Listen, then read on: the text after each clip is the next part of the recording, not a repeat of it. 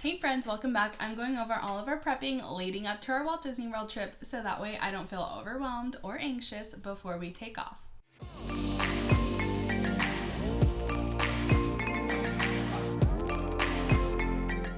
So I do want to lead into this saying that prepping and packing are very similar things, however, they are not the same thing. I often feel like, wow, I've been packing forever, when in reality, you haven't been packing, you've been prepping for your trip. So this video is going to be all about prepping for the trip, and we're going to have a completely separate video about packing for the trip.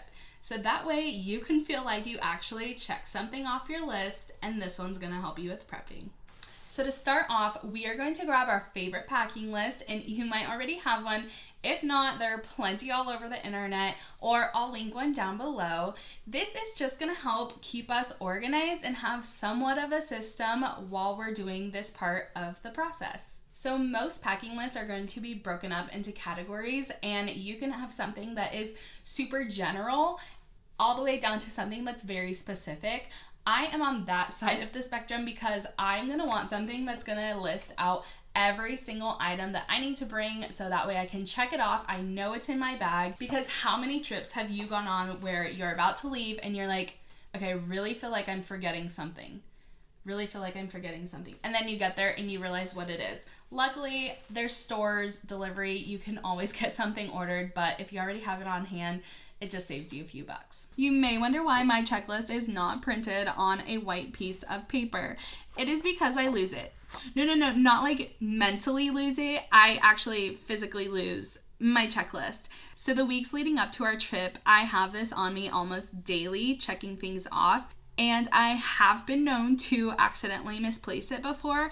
And so I have my kids looking around the house for this checklist that's printed on a white piece of paper that looks like every other piece of paper in our house. So I have learned to print this on a colored or bright piece of paper so that if I do happen to misplace it, it's much easier to spot when it's on a brighter piece of paper. So ideally, you're going to be starting the prepping a few weeks out from your trip, so that way you can actually prep, gather the things that you have, order the things that you don't have, do probably a little bit of shopping, and finally organize and pack everything. So during the prepping, you're going to want to start gathering the things that you already have around your house, and then also simultaneously making a note of the things that you want to order or purchase. So as you're grabbing things from around the house, I suggest throwing everything into baskets to somewhat keep it organized, and you aren't looking for things the week before your trip. You can also throw in those Amazon impulse purchases in here as well. So a little bit of homework, you're gonna go around your house grabbing the items that you need, throwing them either in a basket or a bag, something to keep them in one place organized, up and out of the way, because if your kids are like mine, they're gonna wanna grab those toys that you're saving for the trip. So I keep it in one place, out of their sight. So this isn't something that's going to happen just in one day. Definitely suggest slowly breaking it up. Print your list first and just go through visually. Maybe put a little dot is what I like to do. So that way you can see and mentally have a picture of, okay, I already have these things. I only need to order a little bit, or wow, I really have no travel toiletry items. I need to order everything. So I'm just gonna go through and kind of see what I already have and check those off. That way I can have a mental list of things that I already have and then things that I may need to order. If there are things on your list that you know that you are not going to need, for example, this trip, my husband is not going with us, so I don't plan on lugging around his body wash or deodorant. I'm just gonna go ahead and already cross those off of my list so I don't even have to look at them.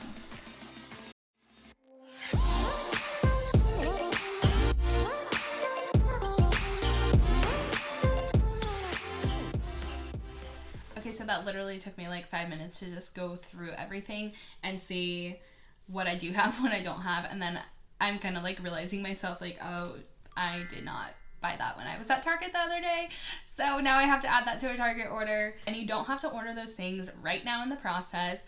I also am probably gonna go grab everything first that I have it all in one spot, and then actually check things off that I can physically see that is in my possession. So then I know that I'm not double ordering things. Also know that you don't need to have every single item that is on your checklist in order to have a sufficient trip. You need your basic items. Some things are going to be a necessity, and many things are going to be a luxury. So if right now those luxury items don't fit in your budget, do not feel bad about not ordering them. Don't feel pressured in ordering them either. Many of my things I have built up over time, and it's not one big chunk of an order. Many of the things like the stroller accessories, the bags, the packing cubes, little toys, those are built up over time, and it's not something that I'm dropping an extra $1,000 on these luxury items. So pick what you actually need, the bare minimum, and if you can add a few items from there, great. If not, don't feel like not having these items is going to gauge your experience on your Disney World trip. Disney trips can already be realistically expensive as they are, so don't feel the pressure to add an extra cost to your trip. All right, let's chat while I prep by grabbing things around the house. So when it comes to your prep list and making orders or shopping, don't get me wrong, you're likely still going to make an Amazon order, purchase new ears from a small shop, pick up a cute shirt from Target, or buy a handsome princess dress on Etsy. We are consumers, so it's totally expected. I definitely suggest trying to prioritize and budget for these pre-trip purchases because they can definitely add up quickly. So some ways that I save is by wearing clothes that we already have. Yes, I've worn one of these mini shirts multiple times to the parks. And when we get the kids new clothes, we also work in some Disney pieces that can be worn now, but they'd also like to wear in the parks. And if you have a little one's birthday or holiday coming up, chances are grandparents or loved ones will be asking what they can get your child. So I like to use this as an opportunity to kindly suggest something that my child will need for the trip. After gathering all my items and a few store purchases, I've hung up my clothes and organized all the other items into baskets by categories so that when I go to pack, it's a bit more manageable. Okay, so homework. Grab your favorite packing list. If you don't already have one, I have one linked down below. Check off the items that you already know that you have so you can have a mental idea of the things that you need to order.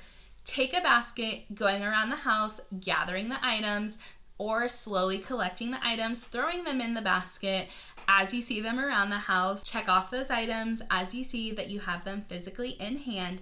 Then make your wish list of the necessity items that you actually need. And next, we're going to get into packing, organizing, and I'll share some packing tips as well. I hope you found this video helpful when it comes to prepping for your Walt Disney World trip. Remember, prepping and packing are two different things, and you'll feel much more accomplished that you can check prepping off of your to-do list. And hopefully you'll feel a little less overwhelmed when it comes to actually packing for your Walt Disney World trip. I'll see you in the next video. Bye, besties.